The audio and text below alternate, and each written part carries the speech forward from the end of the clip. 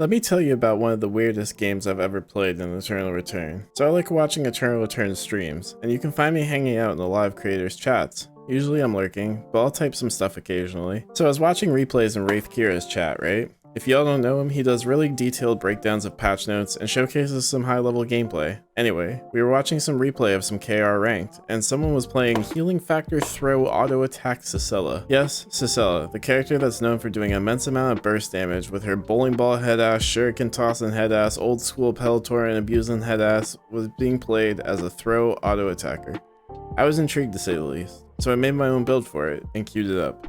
Here's what happened. So this build is pretty straightforward. You just follow your save plan. While I'm doing that, I'll explain how this build works. So this build relies on you to max E. You know the tether thing that pulls enemies? Well, when you pull yourself with Wilson, you gain a shield. Combo this with Healing Factor and you get a pretty decent sized shield for a mobility spell. Combo this again with the max CDR build I made, and as your first shield depletes, your next one is ready to go. This build isn't perfect. I guarantee you can probably make some better builds, but this is the one that worked for me. After you complete your build, head into Temple for some Temple Bears. I don't know what it is, but like I couldn't get my brain around queuing one way and Eing back the other way towards me. You'll see me just whiff my E a lot. Also, the cooldown is refunded if you E yourself, which is why it's such a short cooldown. This Adriana picked a fight with me, but I think she was lagging and ended up being a free kill.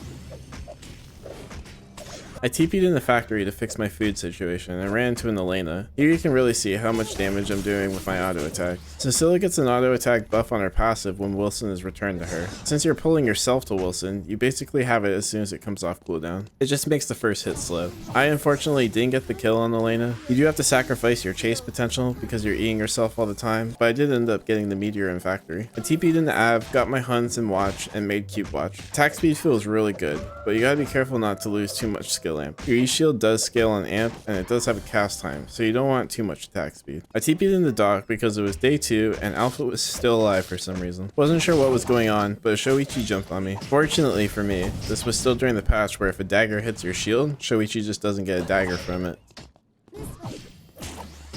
I head back for the rematch, and it ends up being the reason I kill Shoichi too. Fortunately, the bug is currently fixed on live. While speaking of live patch, Sissela's passive cooldown actually got lowered this patch, so this style of play is even stronger on her now. I got Alpha and then used the Mithril for Helm.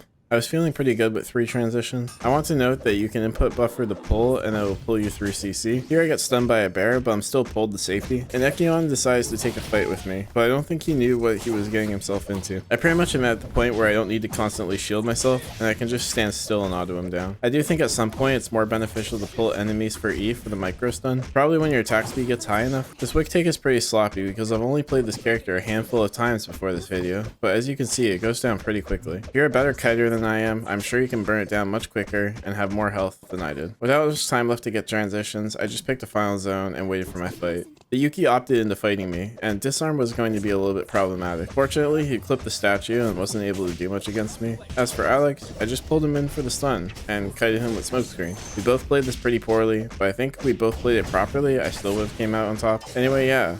Healing Factor Throw Auto Attack Sissela. New meta maybe? That's going to be it for this video. Let me know down in the comments what the weirdest game of Eternal Return you've ever played is. Like the video if you enjoyed and subscribe for more videos similar to this one, and I'll see you in the next one.